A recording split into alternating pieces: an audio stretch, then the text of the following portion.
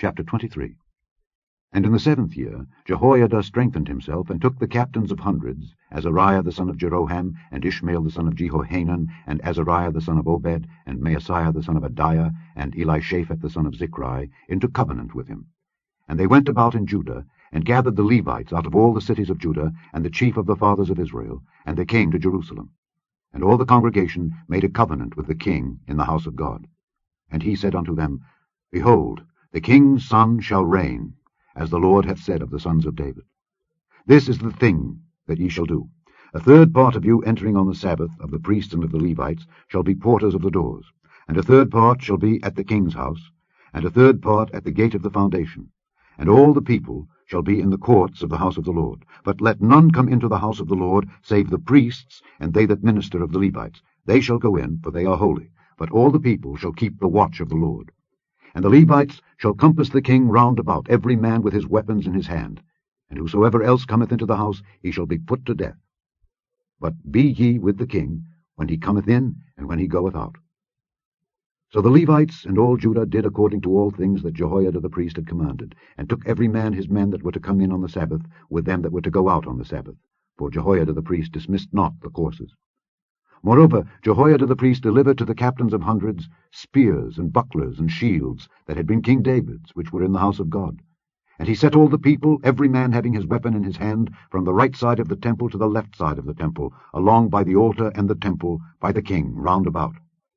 Then they brought out the king's son, and put upon him the crown, and gave him the testimony, and made him king. And Jehoiada and his sons anointed him, and said, God save the king.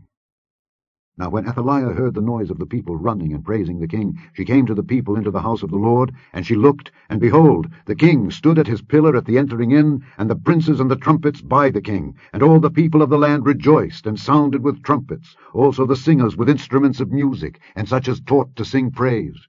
Then Athaliah rent her clothes, and said, Treason! Treason! Then Jehoiada the priest brought out the captains of hundreds that were set over the host, and said unto them, Have her forth of the ranges, and whoso followeth her, let him be slain with the sword. For the priest said, Slay her not in the house of the Lord. So they laid hands on her, and when she was come to the entering of the horse gate by the king's house, they slew her there. And Jehoiada made a covenant between him and between all the people, and between the king, that they should be the Lord's people. Then all the people went to the house of Baal, and brake it down, and brake his altars and his images in pieces, and slew Mattan, the priest of Baal, before the altars. Also Jehoiada appointed the offices of the house of the Lord by the hand of the priests, the Levites, whom David had distributed in the house of the Lord, to offer the burnt offerings of the Lord, as it is written in the law of Moses, with rejoicing and with singing, as it was ordained by David. And he set the porters at the gates of the house of the Lord, that none which was unclean in anything should enter in. And he took the captains of hundreds, and the nobles, and the governors of the people, and all the people of the land, and brought down the king from the house of the Lord, and they came through the high gate into the king's house, and set the king upon the throne of the kingdom. And all the people of the land rejoiced.